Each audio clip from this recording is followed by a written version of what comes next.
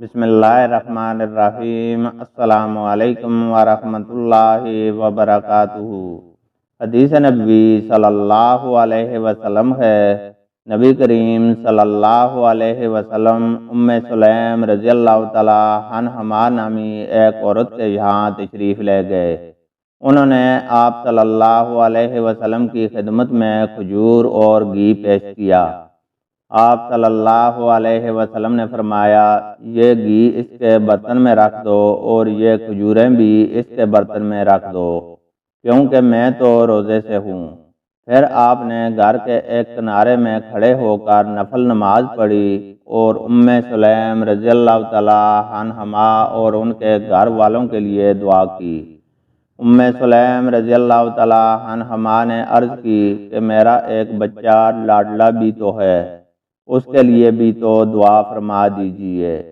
फरमाया, कौन है? उन्होंने कहा, आपका खादम अनस रज़ियल्लाहु तआला अन्हु।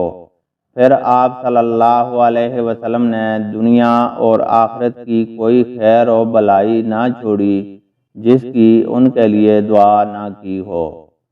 आप सल्लल्लाहु अलैहि वसल्लम ने दुआ में यह भी फरमाया, ए अल्लाह, इसे माल और औलाद अता फरमा और इसके लिए बरकत अता कर।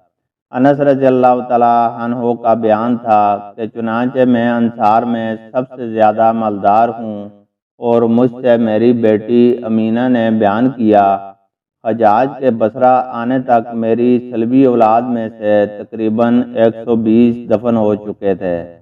हमसे इब्ने अबी मरियम ने बयान किया, उन्हें यहया ने खबर दी, कहा कि मुझसे हुमैद ने बयान किया और उन्होंने अनस रज़ियल्लाहु तआला अन्हु से सुना, नबी करीम सल्लल्लाहु अलैहि वसल्लम के हवाला के साथ। अल्लाह ताला से दुआ है कि वह हमें कुरान और हदीस को सुनने, समझने और उस पर अमल करने की तौफीक अता फरमाए। आमीन।